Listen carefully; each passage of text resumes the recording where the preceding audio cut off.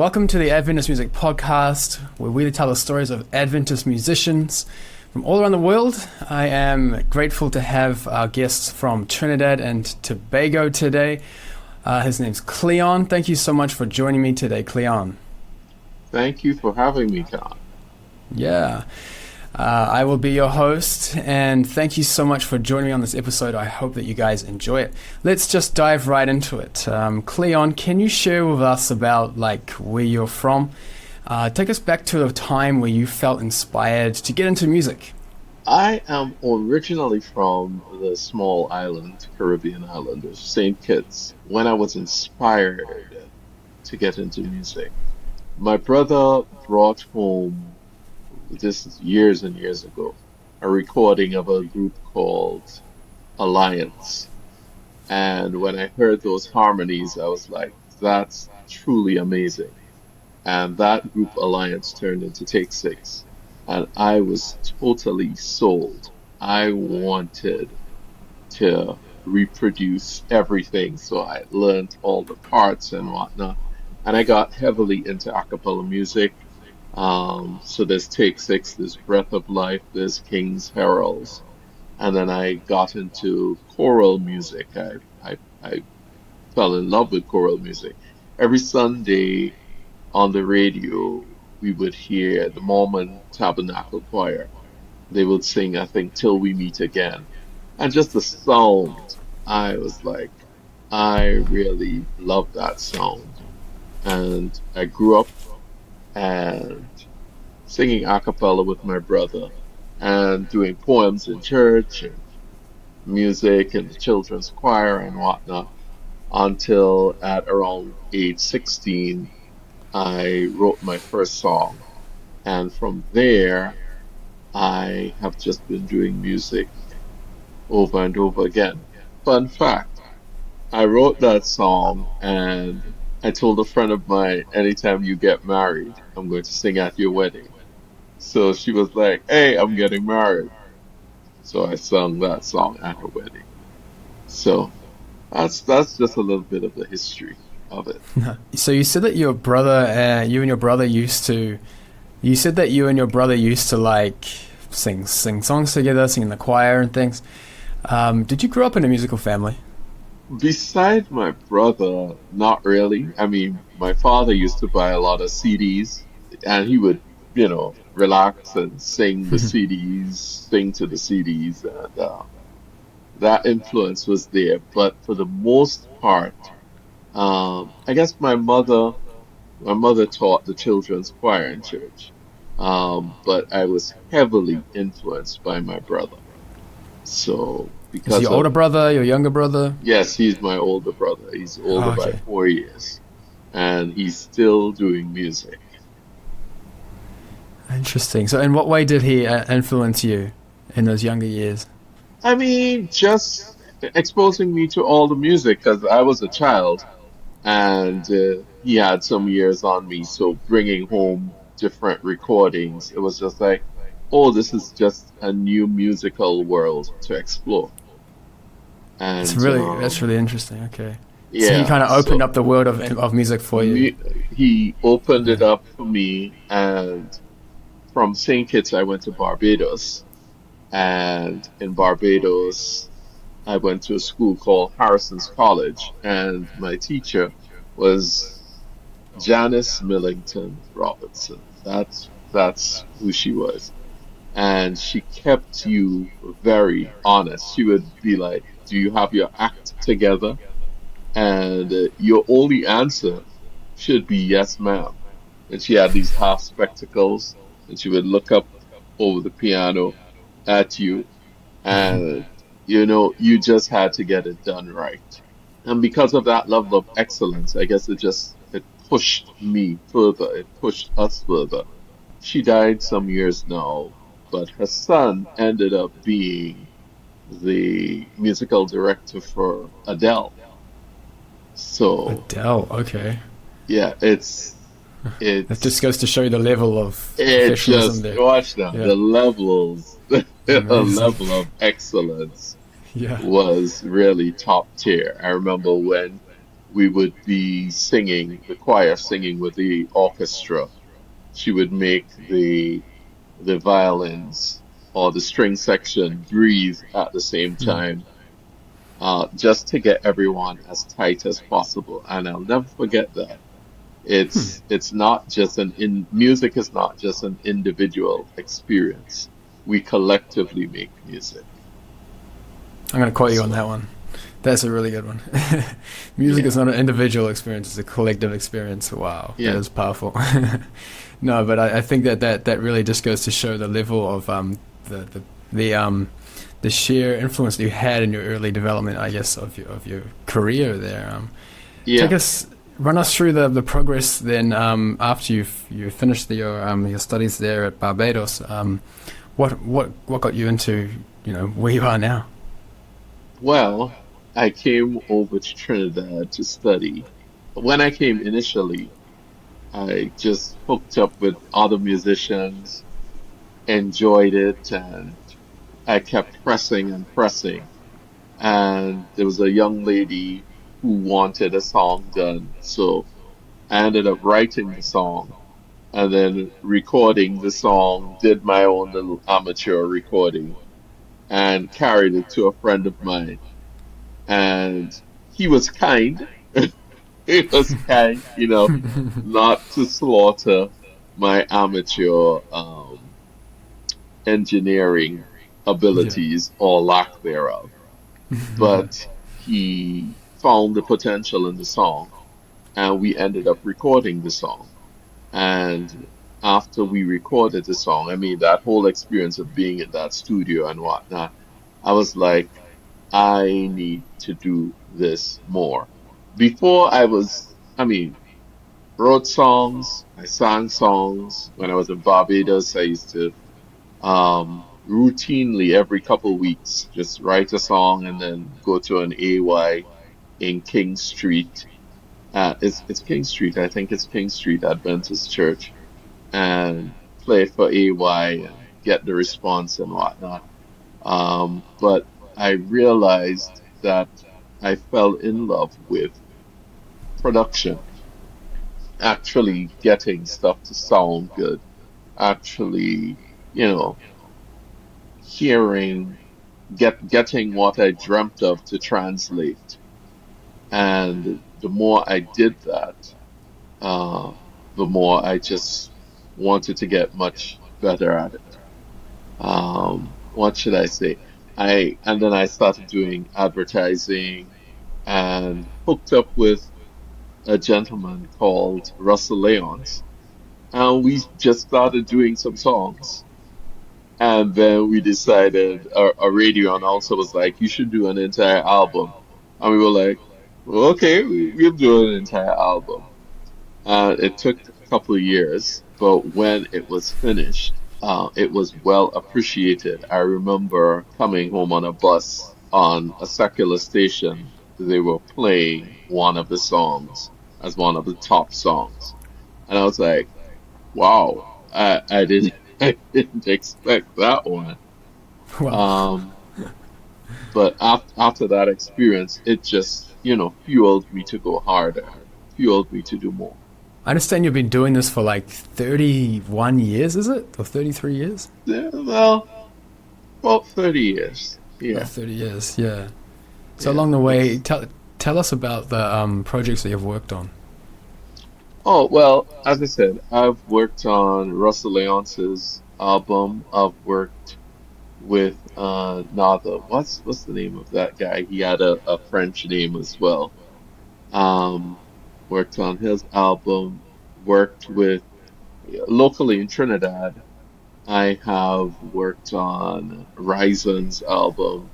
I've worked with a fairly popular gospel artist here called Positive and Blessed Messenger and lots of different people.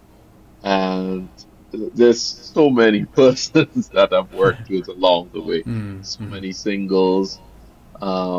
There's a group that I'm working with now. I think their name is Certain Poets. They have a very different approach, but I like where they're going. Um, Nataki Lendor, just lots of different people. And if people wanted to find out more about your music, things you've produced over the years, where could they go? Or they can go to kamaramusic.com, or you can just go to Kamara Music on my Instagram, my Twitter. But for the most part, go to kamaramusic.com. You'll hear stuff that I've done. Or just type in Cleon Richardson and you'll see what I've done. So make sure you guys check that out. Check out some of his stuff that he has made in the past.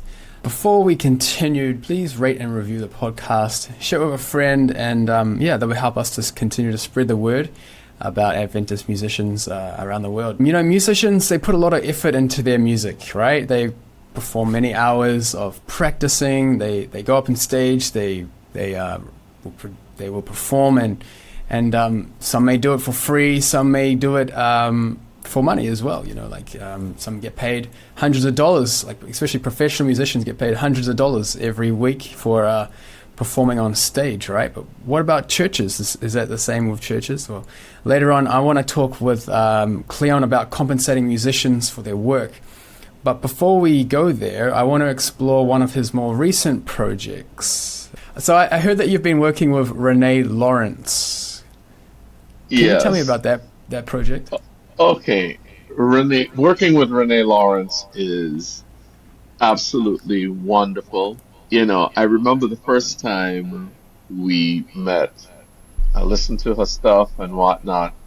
And then when I had to do, pitch correction and whatnot and show her certain things, she was like, wow, I don't want you to have to do so much work on my voice. I'm going to work harder so you don't have to be doing all that work. And I saw her push and push, and she studied music at our local university, University of the Southern Caribbean, the Adventist University here. And she pushed and pushed and really got better. I mean, she plays guitar and her voice is just phenomenal. Anytime I ended up doing background vocals, certain times people will say, okay, I want a choir sound. I'll be like, okay, Renee's going to be singing. I'm also going to be singing. And she pushes me, and I push her as well. And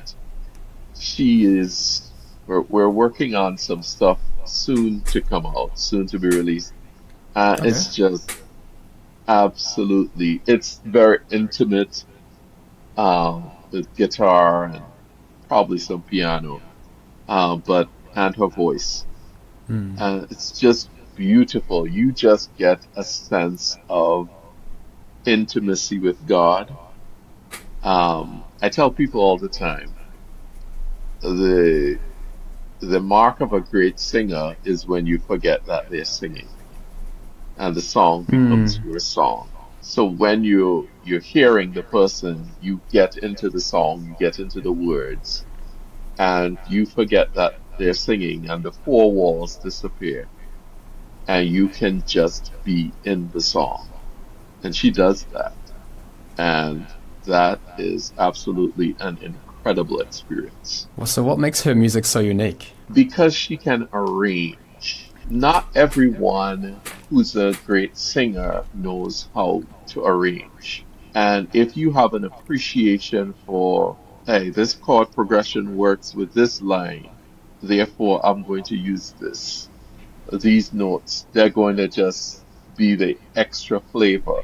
So her ear for arranging, and it's not only her. When I think of different singers that I interact with, there's another close friend of mine. We spoke about doing some songs as well. Her name is Risha Centelaire, and she as well, her ear for arranging, she knows exactly what is required. That plus the intangibles, the believability of the singer. They're not just singing words, they're not just singing notes. They actually believe it, and you can just sense that. Intangibles. Mm. And once you experience that, it's a totally different experience. Another great singer here that I've worked with, Dr. Ronnie Morgan, she does that. She sings sky high. She just when you think that, oh wow, that's high, she goes even higher, and you're just Wow. like, okay. That's what I deal with. Delina Roberts as well. A lot of you see, I get to work with so many gifted singers that who are not afraid of working hard, which is very important. That it's a beautiful experience because again, coming from my how I would say it, my brought up seat, that's a Caribbean word, my brought up brought, seat with brought up. See, with that's new. Janice Millington Robertson, and Mm. just excellence Okay. being the norm, not the option. Excellence is Okay. the norm. Excellence is the norm. I Um, like that. you you just want to give your best for God Mm. Mm. because each song is an evangelistic tool. And while you are sleeping, someone is getting blessed by it. It's a way to reach their hearts. I love that. That's that's how it Yeah. is. If you look at it through that lens, it becomes much more meaningful for the musician Yeah. for sure. And music disarms people very easily. Oh yeah, definitely. I guess that's why a lot of people like to go on the street and busk when you go on the street and you perform. And then people come Yes. around, they start looking, and then they enjoy the music. Hmm. Opens them up for you to share a piece of literature or maybe a conversation with them on Yeah. spiritual things. Yeah. So I completely agree. And you're talking about your experience with Renee there in the studio. When you first started recording with her, and she was asking you were showing her the voice correction work that you were doing on her voice there, and you said she said to you that I want to do a lot more work, so you don't have to do all that work. Hmm. What tips would you give to musicians out there who want to know like how they can fix their pitch? I mean, to improve their pitch. I I I just start with the basics. Just run. You just need to listen to yourself. Run the major scale, run the chromatic scale, run the minor scales. Get your ears accustomed to what the right thing is. I just give the example all the time. In the banks, when they want the tellers to know what the right type of money is, legal tender, they have them study legal tender. They don't have them studying the counterfeit. So if Mm. you get into your mind, this is what a scale actually sounds like, then at some point in time, plus your breathing, plus your lip trills and all of those different things, at some point in time it has to click, right? It has to click. Hmm. A lot of times as well, people want to try to do it on their own, and they think that they can just watch YouTube and they'll be fine on their own.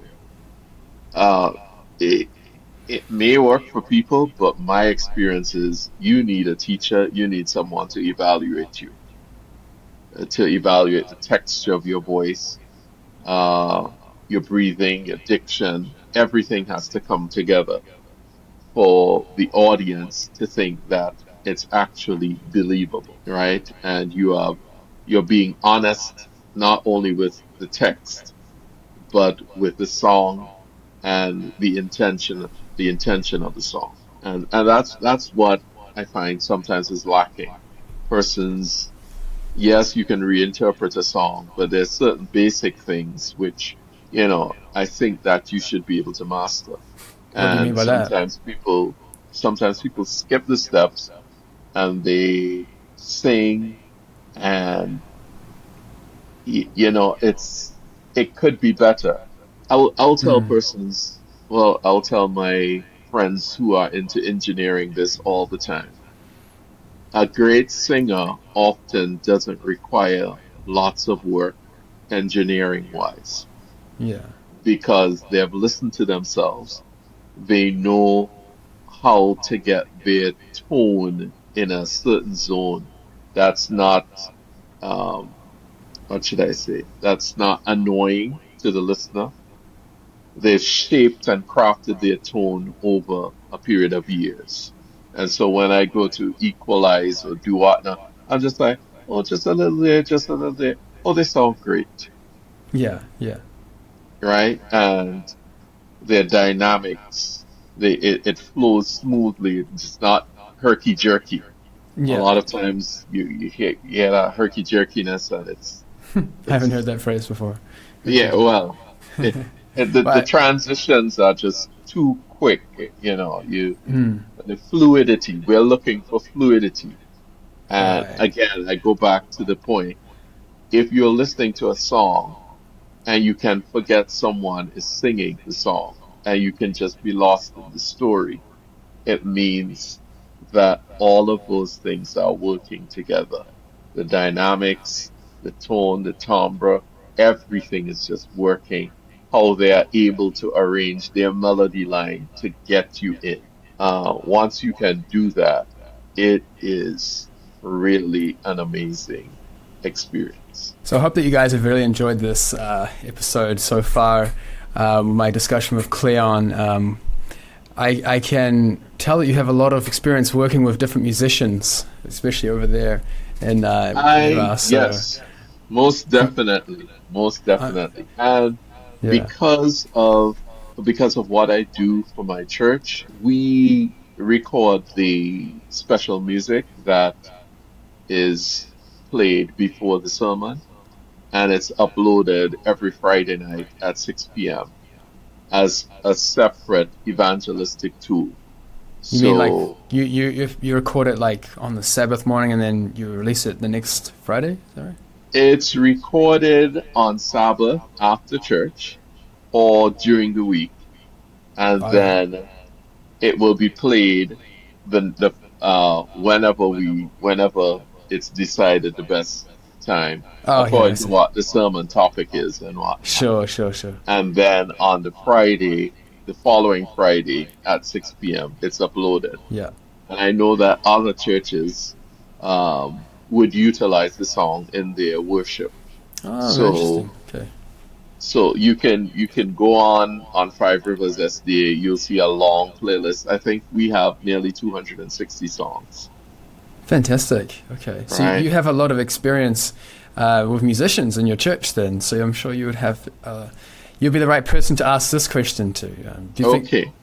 Do you think, when should musicians be compensated and when shouldn't they be compensated? When should they be compensated and when shouldn't they be compensated? It's an interesting question. I think we have to look at the bigger picture.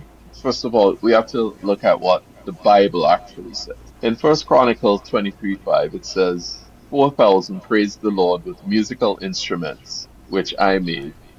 That was David, said David, for giving praise. If we look at what the pattern, the blueprint was, we find ourselves recognizing, all right, there were like 288 master teachers, and then you had all these musicians and singers and whatnot, and they were Levites, and they were being compensated.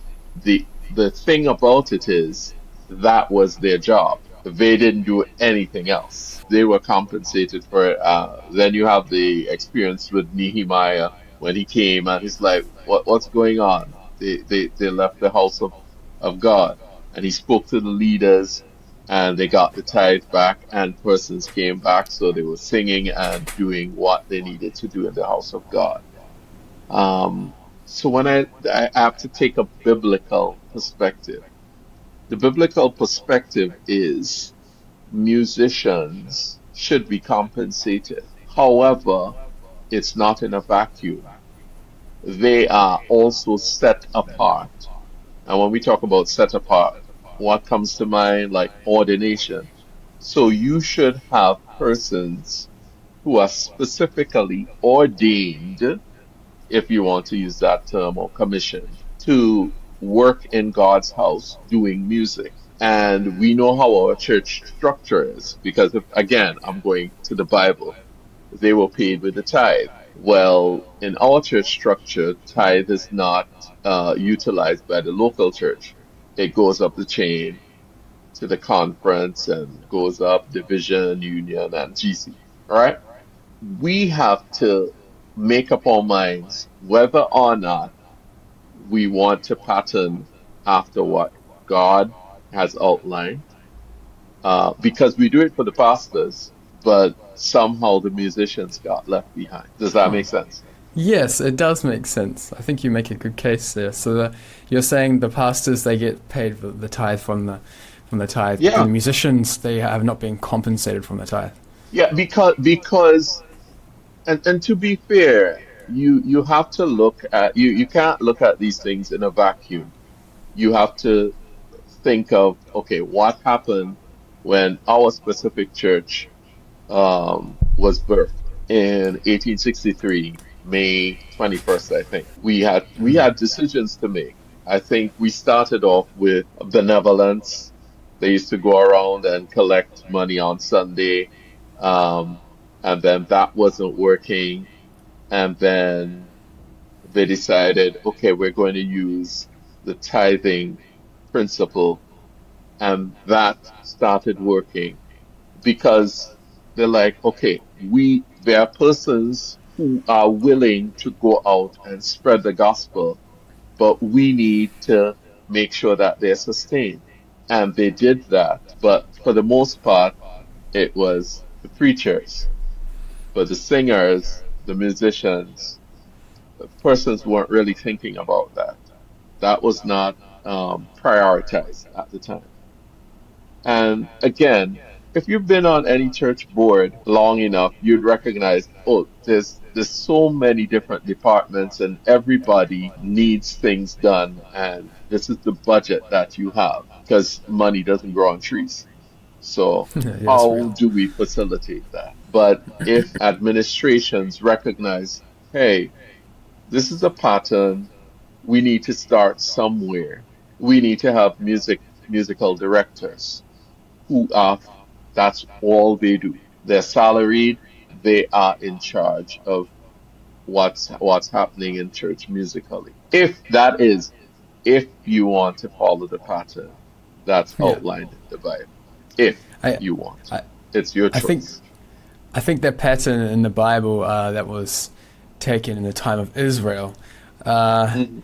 it was, if we took a look back at their context, that was a state church. You know what I'm saying? Like that was the church of the nation, kind of thing. They Mhm. had the temple there, and all the people from all around the country would come just to that temple to worship. Yeah. So that was it wasn't a small church by any means, and they had No, it was, I a mean, lot of resources. 4,000, 4,000, right? 4,000 musicians. 4,000. And, it's quite interesting because, well, where is that text? There's a text which says, now this is First Chronicles 9:33. Now these are the singers, the heads of the fathers' households of the Levites, who lived in the temple chambers and were exempt from other service, for they were on duty day and night. That's all they did. All right? That's all they did. And it comes to a point where, I mean, there are areas in scripture where they're saying you prophesy, the word is prophesied used, but it's the meaning is singing and playing instruments. So we have to recognize how important music was seen. And even at the end of time, when we read the text, it says, and the trump of the Lord. So, okay, there's a trumpet that's going to play. That's a signal. So, music is going to usher in the second coming of Christ. It's a part of that experience.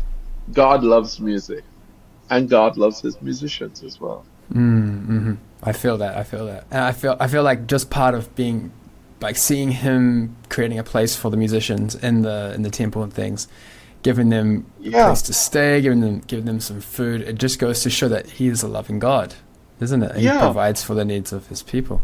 And it's really a shame because I think that so many persons grow up and they recognize, hey, I love music.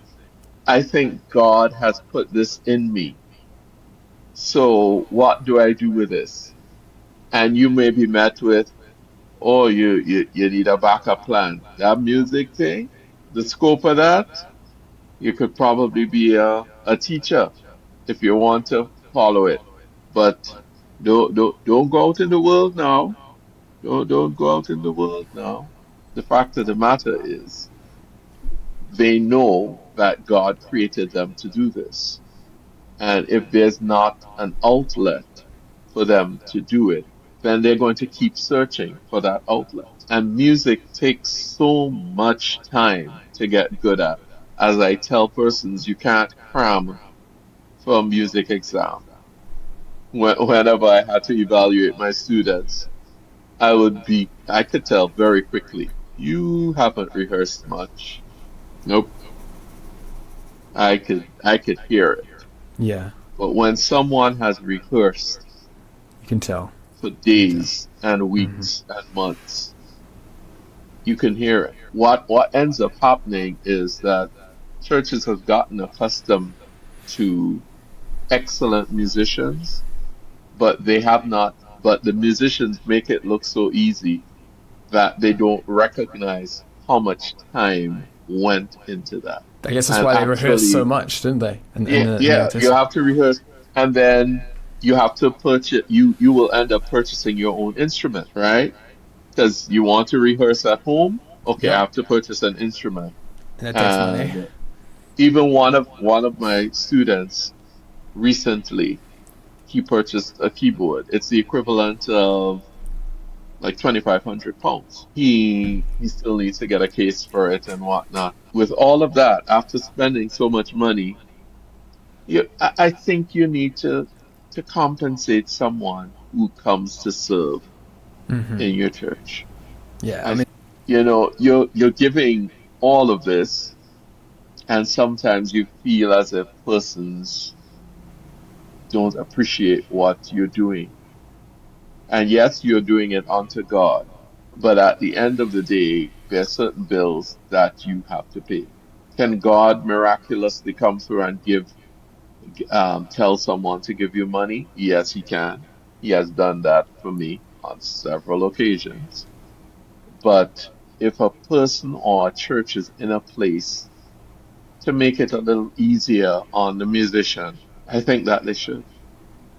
Cleon, could you give us one piece of advice for anyone who's thinking to become a musician? Anyone who's thinking to become a musician, keep God first. He will inform you of your worth when other persons question your worth. You have to know your worth, and it's in God, it's in Christ. You're not an afterthought. The Bible begins with, in the beginning, God created. God created, and we get the opportunity to create. Music is indeed a gift that can disarm people so that they can accept the gospel of Jesus Christ and go into a dedicated devotional relationship with Christ. It's an expression that it has literally saved me from doing lots of things that I shouldn't do. It sets it sets the mood, it sets the tone. If you're becoming a musician, recognize that it's something great and you're not a second class citizen for doing it. But out of all the things, become the best that you can be. Hmm. And you will find that I'll tell you this story. I remember many, many years ago, I told God, I want to do this thing. And I asked him for two things. I asked him for a keyboard and I asked him for a computer. And for many, many years, God has literally put it in the hearts of people to give me free keyboards and free computers. I got a MacBook Pro free. I got an Akai MK, is it MK88? Free. That was so weird. Unbelievable. I went into a studio session. First of all, a friend of mine is like, Cleon, work on this song. I was like, okay. All right, I'm going to help you out. I'm going to do this song for free. Yes, you're my friend. I'll do it for you for free. I don't really know the singer or anybody else involved. I was just doing this for my friend. We get into the studio. I've never been to that studio. Everyone except my friend, I don't know. I've been looking at this keyboard online and I'm like, my God, I want that keyboard, but that costs so much money. And then to import it, the duties and everything. I get into the studio. I see the same keyboard that I was looking at. It was leaned up against the table and they were using another keyboard. And I said, how come you're not using this one? They said, that one, the 88 keyboard. That's so heavy. We're comfortable with that. You could have it if you want it. These are strangers. What? That's This crazy. costs over 1,000 US. You can have it if you want it. This was the studio owner. The next day I was on the phone with him. He said to me, this is something about your spirit.